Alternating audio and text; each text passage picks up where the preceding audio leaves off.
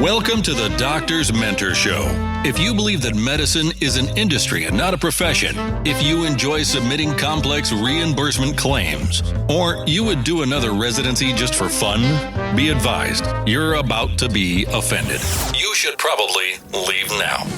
All this talk about mentoring doctors is ridiculous. I thought doctors learned to do everything better than everyone else the first year of medical school. At least that's the way they act. If you love assisting patients with vitality breakthroughs, if the right to practice medicine without interference is important, and you want expert tips for practice freedom and profits to support your epic life, welcome aboard and prepare to be blown away. The Doctor's Mentor Show starts now.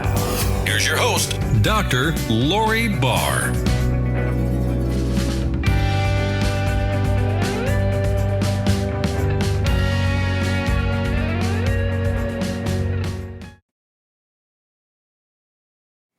Hey, it's Dr. Lori Barr here, and today I'm answering another question that doctors ask me about podcasting or new media where you've got a show. And basically, the question is,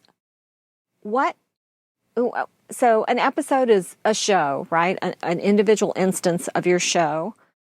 What are the pieces of an episode? What's the anatomy of an episode? The anatomy of an episode is totally customizable by you, and it kind of depends on what your show format is, whether it's fiction or nonfiction, whether you've got just one host or co-hosts, whether you've got standard features.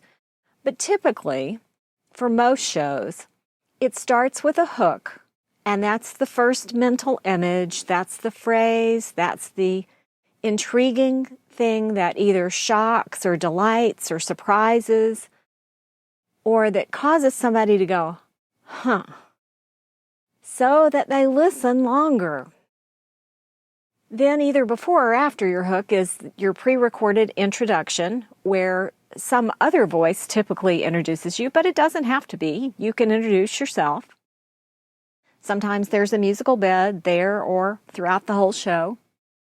Next is today's story or lesson, your main point of this particular episode, and then any features that are recurring features in your show. Just think about the news. When you listen to the news, there's the sports, there's the weather, there's the local, there's the health spot once a week.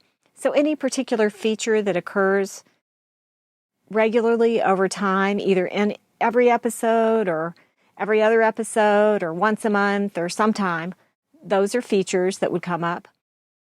Announcements for upcoming events and or an episode teaser for something that's coming up in a future episode. There's time for that in your episode. Sponsorship spots. And then, of course, you're going to end with an action step and or a call to action. And then the show usually ends with an outro piece. It may also include a disclaimer. It may also include a unexpected musical break. It could have a whole lot of other things. There are no rules, remember? This is podcasting, and everything's allowed. If it's working for you, you can certainly use it. Basically, though, you need to tell people why they should listen or hook them in. You need to deliver something that they can then take action on and apply. And you need to give them a reason to come back next time. So those are the main things that are included in an episode, answering the question, what are the pieces of a podcast episode or a show episode when you're dealing with new media? Your next step.